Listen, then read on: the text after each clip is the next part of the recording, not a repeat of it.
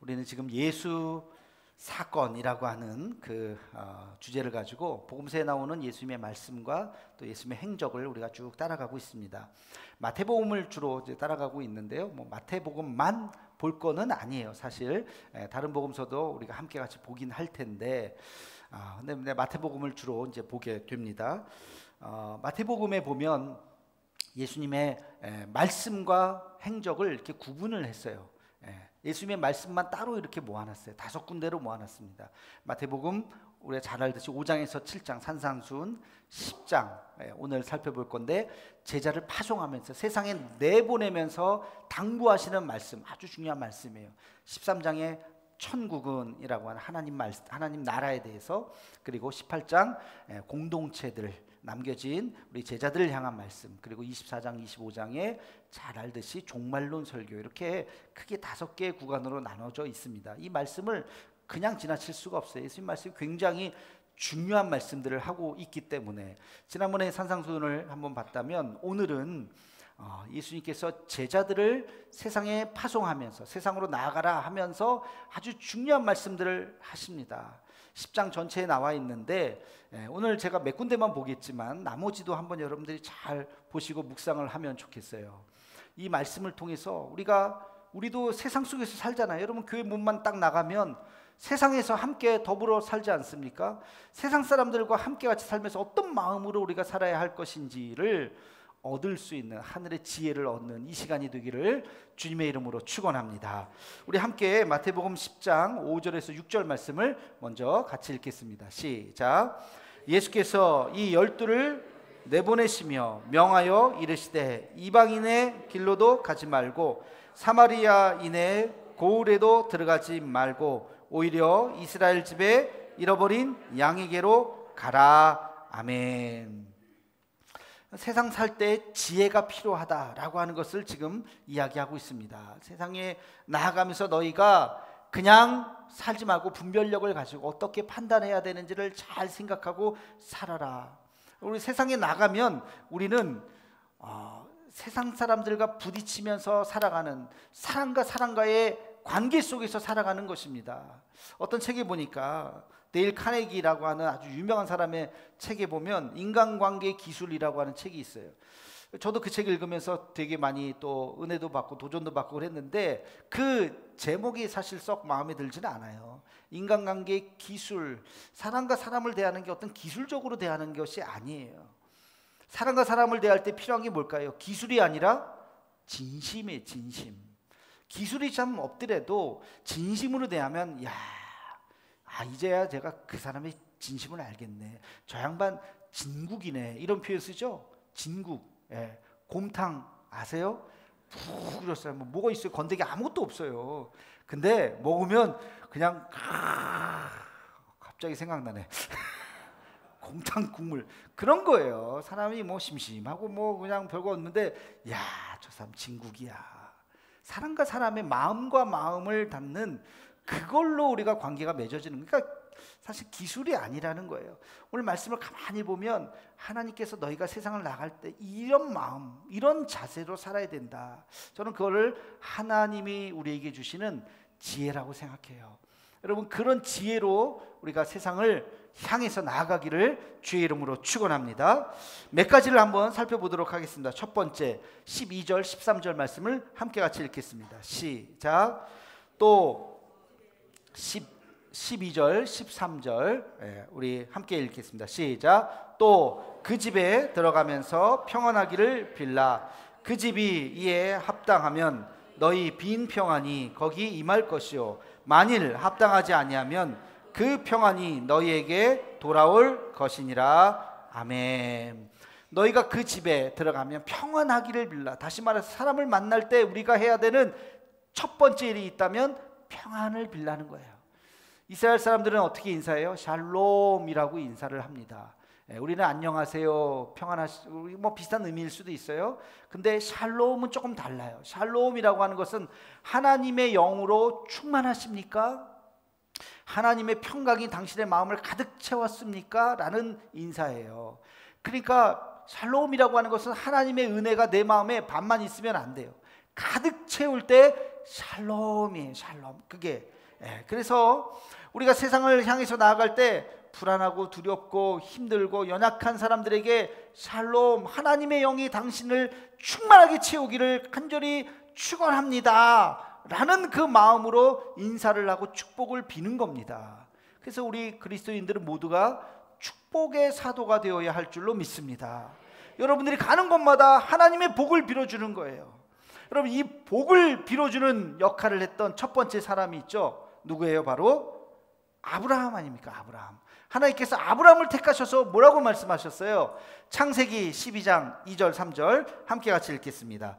시작. 내가 너로 큰 민족을 이루고 내게 복을 주어 내 이름을 창대하게 하리니 너는 복이 될지라. 너를 축복하는 자에게는 내가 복을 내리고 너를 저주하는 자에게는 내가 저주하리니 땅의 모든 족속이 너로 말미암아 복을 얻을 것이라 하신지라. 아멘. 아멘. 땅의 모든 족속이 너로 말미암아 복을 얻을 것이다. 아멘. 여러분, 우리는 아브라함과 육신으로는 아무 관계가 없어요. 그죠?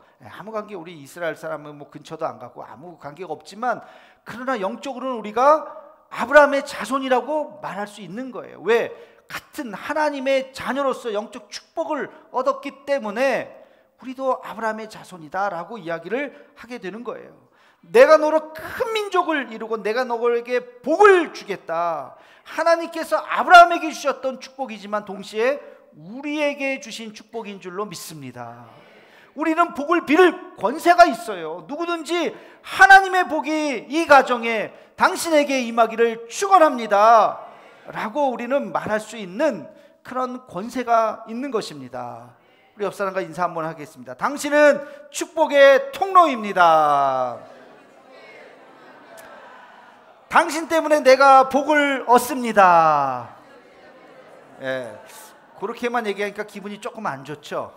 이렇게 해요. 나 때문에 당신도 복을 얻을 것입니다.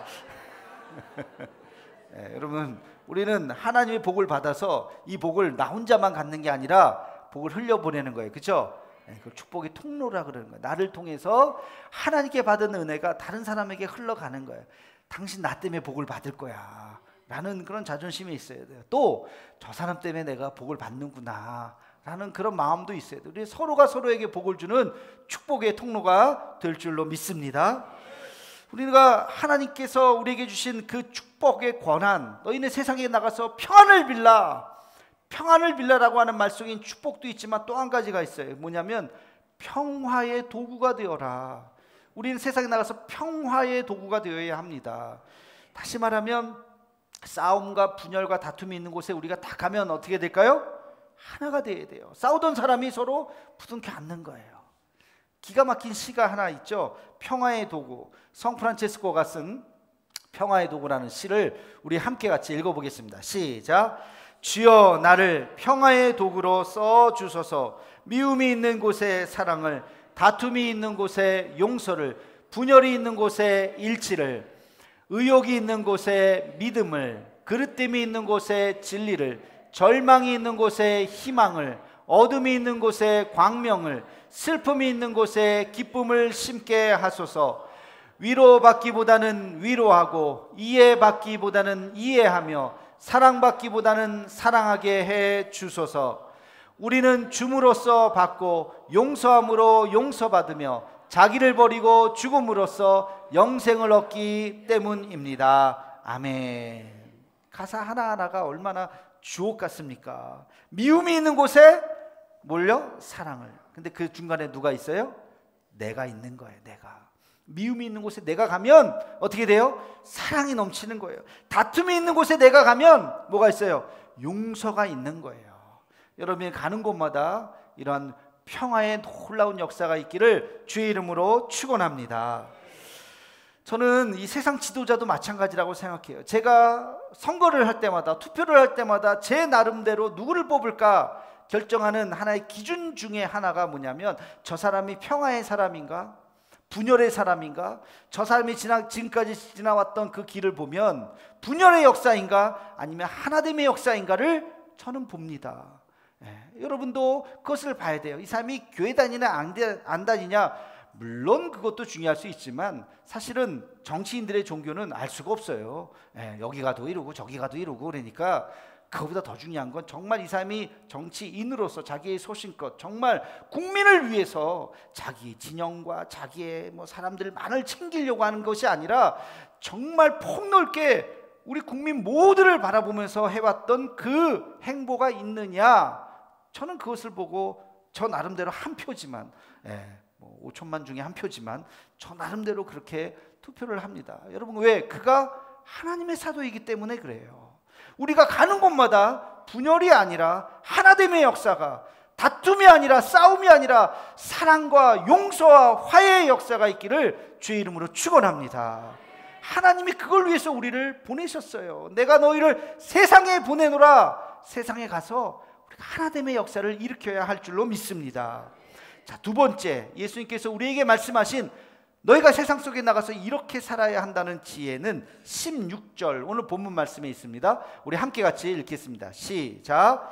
보라, 내가 너희를 보냄이 양을 이리 가운데로 보낸과 같도다. 그러므로 너희는 뱀같이 지혜롭고 비둘기같이 순결하라. 아멘. 저는 이 말씀을 묵상하면서 예수님의 마음이 마치 딸을 시집 보내는 그 아버지의 심정이 아닌가. 요즘은 공감 못할 줄 몰라요.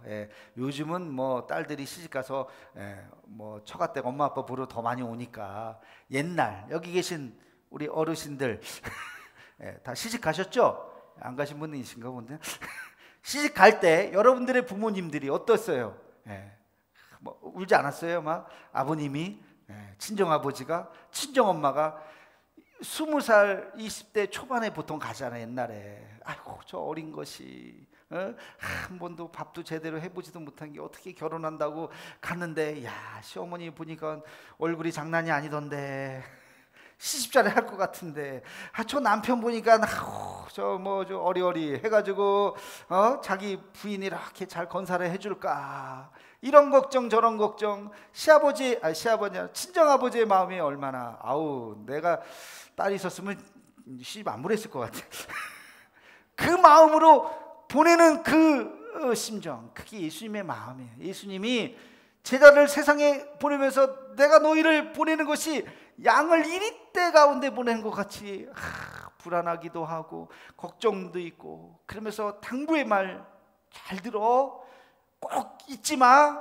뭐라 그러셨어요? 뱀같이 지혜롭고 비둘기같이 순결해라.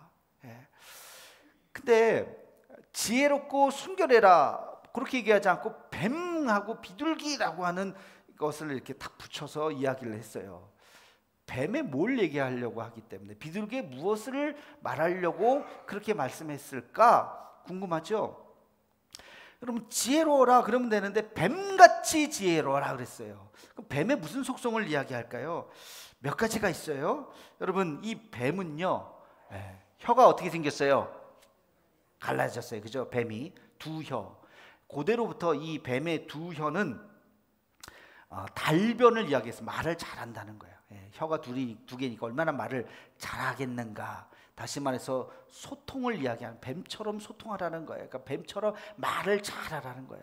뱀이 말을 잘하니까 하와도 꼬셨잖아요. 이렇게 말을 잘해라. 다시 말해서 소통하라는 거예요. 세상에 나가서 세상 사람들과 잘 소통해야 된다. 우리는 특별히 하나님의 자녀들인데 이 하나님의 복음을 가진 자들이 세상에 나가서 세상과 잘 소통을 해야 된다라고 하는 첫 번째 의미가 있고, 또 한 가지, 뱀은요 숲에서도 살고 사막에서도 살고 동굴에서도 살아요. 추운 데서도 살고 더운 데서도 살아요. 어떻게 그렇게 될 수 있을까요? 뱀은 자기의 체온이 변합니다. 변온 동물이라 그래요. 그래서 뱀은 우리는 똑같죠? 추우면 어떻게 돼요? 껴입어야 돼요. 몸의 온도는 똑같아요. 더우면 벗어야 돼요. 더우니까. 그러나 뱀은 그렇지 않아요. 추운 데 가잖아요. 자기 몸의 온도를 쫙 낮춥니다. 거기서도 살아요. 더운 데 가잖아요. 사막 같은 데 있으면 몸의 온도를 쫙 높여요. 그래서 땀 안 나요. 손발이 없어도 거기서 잘 살아요. 이게 뱀의 특성이에요. 다시 말하면 어디서든지 잘 적응하라는 거예요. 너희가 세상에 가면 세상의 별의별 놈은 아니고 별의별 사람들 다 있다. 별의별 사람들 다 만나는데 잘 적응해라. 이런 사람은 이렇게, 저런 사람은 저렇게 다 적응하면서 그 사람마다의 특징을 잘 이해하고 파악하고 사랑하고 존경하면서 살아야 한다라고 하는 그 의미가 담겨져 있는 것입니다. 다시 말해서 뱀의 적응력이에요. 뱀의 적응력, 그것을 너는 가져야 한다. 또 한 가지가 있어요. 이스라엘 사람들은 뱀하면, 아까도 얘기했지만 뱀이 말을 잘한다 그랬잖아요. 말만 잘하는 것이 아니라 고도의 전략가라고 생각해요. 뱀의 전략, 뱀의 전략이 하와를, 선악과를 따먹게 만들었다는 거예요. 전략이 있어야 되는, 세상을 살아갈 때 그냥 넋놓고 살아가면 안 된다. 잘 생각하고 전략을 가지고 세상을 살아가야 한다는 것입니다. 여러분, 장사를 하는 것도 그래요. 장사를 할 때 만약에 여러분 장사를 뭔가를 한다고 하면 어떻게 하겠습니까? 그냥 돈만 대출 받아갖고 그냥 무턱대고 합니까? 뭐 잘 된다던데 하고 합니까? 다 망해요. 우리나라 통계에 보면 3년 창업을 하고 장사를 시작해서 음식점이라든지 뭔가를 시작해서 3년 동안 살아남는 게 몇 퍼센트냐면 50%. 그리고 10년 동안 살아남는 그 가게가 10%예요, 평균. 그러면 열의 9개는 10년 안에 다 망하는 거예요. 절반은 3년 안에 다 투자금 못 뺍니다. 전략을 세워야 돼요. 그래야 살아남을 수가 있어요. 컨셉은 어떻게 할 건지, 내가 무슨 걸 하는지, 돈가스 집을 할 건지, 스파게티 집을 할 것인지, 치킨집을 할 것인지, 어떤 상권이 어딘지, 타겟은 누군가, 젊은이들을 대상으로 할 건지, 나이 많은 어르신들을 대상으로 할 건지, 인테리어는 어떻게 해야 되는지, 그리고 브랜드, 이름, 요즘에 이름 중요하잖아요. 딱 한 번 들으면 잊지 않는 그 이름, 마케팅은 또 어떻게, 그 SNS를 할 건지, 뭘 어떻게 누구를 이용할 건지, 고객 관리, 쿠폰을 내가 어떻게 할 건지, 메뉴 개발을 어떻게 할 건지, 테이크아웃은 어떤 식으로 할 건지, 배달은, 이런 모든 것들을 잘 전략을 가지고 접근을 해야 그래도 살똥말똥이에요. 아무 생각 없이 하면 안 된다. 뱀의 전략을 너희는 잊지 말아야 된다는 거예요. 저는 그래서 이 전략도 영성이라고 믿습니다. 이 전략이 왜 영성이냐? 목사님 책 몇 권 보면 되는 거 아니에요? 천만의 말씀, 책 몇 권 본다고 될 게 아니에요. 책을 봐야죠. 그 다음에 어떻게 해야 돼요? 기도해야 돼요. 하나님 앞에. 하나님, 이름을 어떻게 해야 됩니까? 어떤 컨셉으로 해야 됩니까? 이 문제를 어떻게 풀어야 됩니까? 내가 할 수 있는 일이 있고 할 수 없는 일이 있잖아요. 할 수 없는 일에 대해서 하나님 도와주셔야 됩니다 하고 기도하고 엎드릴 때 하나님께서 역사하실 줄로 믿습니다. 여러분, 그래서 전략도 영성이에요. 전략도 영성이라고요. 전문가들 찾아서 그냥 뭐 적어서 이대로 하면 되겠지, 천만의 말씀. 그렇게 해서 망한 사람 많습니다. 하나님의 기름 부음이 있어야 하는 거예요. 여러분, 너희가 세상에 나아가서 이런 마음을 가져야 된다. 뱀의 지혜를 가져야 된다. 뱀의 지혜 뭐라 그랬습니까? 소통하는 능력. 잘 세상과 소통해야 되고 또 잘 적응해야 돼요. 그리고 잘 전략을 세워야 합니다. 내가 무슨 일을 해야 될지를. 이것이 뱀의 지혜. 이런 뱀의 지혜가 있는 우리 모두가 되기를 주의 이름으로 축원합니다. 자, 그러면 비둘기 같이 순결하라 그랬어요. 그럼 비둘기는 또 무슨 특징이 있을까요? 비둘기에는 두 가지 특징이 있습니다. 여러분, 비둘기 가까이서 보셨어요? 깨끗해요? 더러워요? 그렇죠. 생각보다 더러워요. 비둘기 같이 더러운데 뭘 숨겨? 근데요, 비둘기가 깨끗합니다. 왜?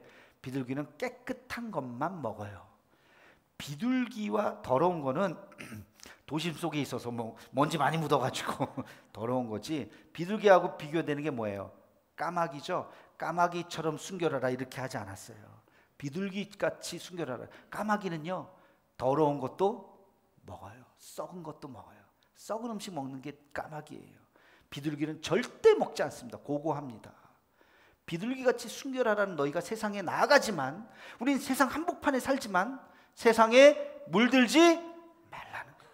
세상에 물들지 말아라. 세상을 대적해야지. 세상과 같이 그냥 막 어울려서 그거 먹고 그냥 막 불법적인 거 그냥 막 먹으면서 까마귀같이 그렇게 이게 살아있는 건지 죽은 건지 그냥 막 잡식성으로 막 해서는 안 된다는, 우리가 살아가야 할 고고함이 있어야 된다. 그런 의미예요. 그래서 비둘기같이 순결하라고 하는 것입니다. 또 한 가지 더 중요한 것이 있어요. 비둘기는요, 까마귀랑 다른 것이 있습니다. 비둘기에는 귀소 본능이 있어요. 출발한 대로 다시 돌아와요. 노아의 홍수 때 물이 이제 그치고, 비가 그치고 물이 빠졌나, 노아가 처음에 뭘 날려요? 까마귀를 날립니다. 까마귀는 안 돌아와요. 얘가 어떻게 된 거야? 살았어, 죽었어. 그 다음에 뭘 날려요? 비둘기를 날려요. 비둘기가 다시 돌아옵니다. 그냥 돌아와요. 물이 안 빠졌나 보다. 두 번째 비둘기를 날립니다. 어떻게 돼요? 나뭇잎을 물고 돌아와요. 비둘기는 귀소 본능이 있어요. 돌아가면 와요. 고대 기원전 3000년 전부터 비둘기를 연락으로 썼어요. 편지를 비둘기 다리에 묶어가지고 날리면 그 비둘기가 가서 그 편지를 전달하고 돌아옵니다. 예. 여러분 그 얘기 들어보셨죠? 예. 그걸 전서구라 그래요. 예. 그것을 전달하는 전서 비둘기라 그래요. 이 전서 비둘기 2차 세계대전 때 굉장히 많이 사용됐다고 합니다. 그래서 하늘에 나는 비둘기를 다 쏴 죽이는 뭐 그런 일도 있었어요. 비둘기에는 귀소 본능이 있어요. 내가 너희를 세상에 파송하지만 너희가 다시 돌아와야 될 때를 잊지 말라는 거예요. 우리가 세상에 나아가지만 우리가 세상에 다시 돌아와야 될 때가 있어요, 없어요? 있어요. 어디예요? 하나님 나라에. 하나님 나라. 세상에 나가서 열심히 살라는 거예요. 뱀 같은 지혜로움을 가지고 열심히 살지만 여기가 좋사, 내가 이렇게 많은 거를 이루었습니다, 내 여기서 영원히 살게요. 천만의 말씀. 영원히 살 수도 없고 영원히 살아서도 안 되고 우리는 다시 다 놓고 돌아갈 때가 있어요. 어디요? 하나님 나라에 다시 돌아가야 합니다. 이 귀소 본능을 잊지 말아라. 너희가 세상에 나아가지만 비둘기같이 다시 돌아올 것을 기억하고 세상으로 나가라 라고 이야기하고 있습니다. 이것이 순수함이에요. 이것이 순수함. 너무 욕심에 쩔어서 살지 말고, 그래 뭐 다 다시 돌아갈 건데, 다시 다 주님 앞에 돌아갈 건데 적당히 그러나 최선을 다해서 살다가 주님 오라 하시면 미련 없이 두고 우리가 두려움 없이 두고 하나님 앞에 다시 가야 할 줄로 믿습니다. 여러분 이것이 하나님 우리에게 주신 지혜예요. 뱀 같은 지혜로움과 비둘기 같은 순결함이 있기를 주의 이름으로 축원합니다. 한 가지 더 보겠습니다. 예수님께서 우리에게 말씀하신 말씀 28절 말씀입니다. 우리 함께 같이 읽겠습니다. 시작. 몸은 죽여도 영혼은 능히 죽이지 못하는 자들을 두려워하지 말고 오직 몸과 영혼을 능히 지옥에 멸하실 수 있는 이를 두려워하라. 아멘. 두 가지 메시지가 있어요. 세상을 두려워하지 말라는 거예요. 너의 영혼을 죽이지 못하는, 목숨만 죽이는, 육신만 죽이는 사람들 그거 별거 아니다. 두려워하지 마라. 세상에 대해서 두려워하지 마라. 정말로 두려워할 것이 있는데 그것은 너의 영혼을 죽이는 이 누구예요? 하나님만 두려워하라. 여러분 하나님만 두려워하라. 세상에 그 어떤 것도 두려워하지 말라는 그 용기의 말씀인 것입니다. 우리 세상 사람들이 걱정하는 세 가지 테마가 있어요. 첫째는 실패를 걱정합니다. 아이고 이거 떨어지면 어떡하지, 실패하면 어떡하지, 망하면 어떡하지, 이런 걱정이 있어요. 잘 살다가 이거 잘 안 되면 어떡하지. 두 번째는 병에 대한, 질병에 대한 걱정이 있어요. 내가 이거 병 걸리면 어떡하지, 아프면 어떡하지, 이런 질병에 대한 걱정. 세 번째는 죽음에 대한 걱정이 있어요. 사고 난 이야기들 뉴스에서 들으면 어이구 하면서 아이고 또 사고 나면 어떡하지. 객지에 있는 아들 딸 전화해서 잘 있지? 별일 없지? 야 건강해야 된다, 조심해야 된다. 죽음에 대한 두려움이 있습니다. 근데 가만히 생각해 보세요. 실패는 물론 안타까운 거지만 하나님께서는 그 실패를 다시 새로운 성공으로 만드실 수 있어요, 없어요? 있어요. 하나님께서 그 실패를 새로운 하나님의 기회로 만드실 줄로 믿습니다. 여러분 질병은 두렵지만 그러나 하나님께서 기적의 역사가 있을 줄로 믿습니다. 하나님께서 고치시지 못할 병은 없는 줄로 믿습니다. 죽음은 두렵지만 그러나 죽음이 끝이 아닌 줄로 믿습니다. 죽음 너머에 그래 죽기밖에 더하겠나, 우리는 죽음 너머에 영원한 생명이 있다고 하는 것을 믿습니다. 그러니까 우리에게 근본적인 두려움이 없어요. 없어야 돼요. 두려움이 없어야 됩니다. 우리에게는 오직 하나님을 향한 믿음만 충만하기를 주의 이름으로 축원합니다. 우리 지난 특세 때 같이 구호를 외쳤던 게 있어요. 우리 한번 띄워주시고 우리 같이 한번 외쳐보도록 하겠습니다. 시작. 주님을 바라보면 길이 열립니다. 주님을 바라보면 문제가 해결됩니다. 주님을 바라보면 회복이 시작됩니다. 하나님이 능력입니다. 하나님이 하십니다. 기도하면 됩니다. 할렐루야. 아멘. 기도하면 됩니다. 하나님이 능력입니다. 오직 하나님만 의지하기를 주의 이름으로 축원합니다. 우리 아까 불렀던 찬양 있죠. 아무것도 두려워 말라. 우리 가사가 너무 힘이 나요. 우리 함께 같이 이 찬양 부르면서 그렇습니다. 주님, 내가 두려워하지 않겠습니다. 절망하지 않겠습니다. 포기하지 않겠습니다. 주님만을 바라보겠습니다. 우리 찬양하면서 함께 고백하길 원합니다.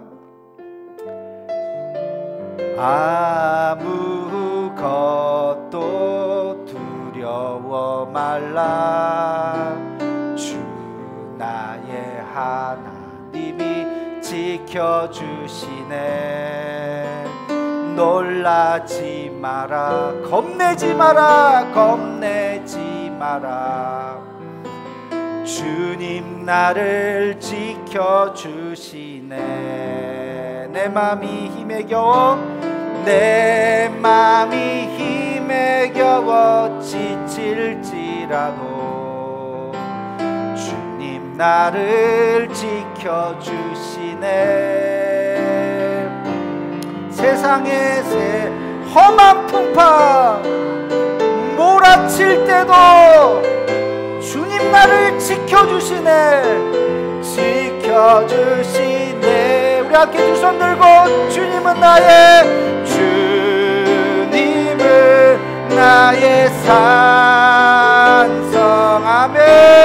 주님은 나의 요새. 할렐루야. 주님은 나의 나의 힘이 되신, 나의 힘이 되신 여호와. 주님은 나의 산성, 주님은 나의 산성, 주님은 나의 요새. 아멘. 주님은 나의 소망, 나의 힘이 되신 여호와. 할렐루야. 오직 두려워하실 분은 우리 하나님 뿐인 줄로 믿습니다. 여러분, 이 말씀은요, 하나님 눈밖에 나면 갈 데가 없어요. 하나님 눈밖에 나면 우리가 어디로 피하겠습니까? 하나님 진노하시면 살아날 곳이 없어요. 하나님의 시선을 두려워하시기를 바랍니다. 하나님의 판단을 두려워하시기 바랍니다. 세상이 아닌 오직 주님만을 두려워하는, 그래서 세상을 향해서는 용기 있게 달려가는 우리 모두가 되기를 주의 이름으로 축원합니다. 기도하겠습니다. 사랑의 하나님, 우리에게 세상을 살아갈 지혜를 허락하심을 감사드립니다. 어디를 가든지 어느 곳에 있든지 주의 축복의 통로가 되게 하옵시고, 뱀같이 지혜롭고 비둘기같이 순결할 수 있는 믿음을 허락하여 주옵소서. 세상을 향해서 담대히 나아가고 오직 주님만을 두려워하는 우리가 되게 하여 주옵소서. 예수님의 이름으로 기도하옵나이다. 아멘.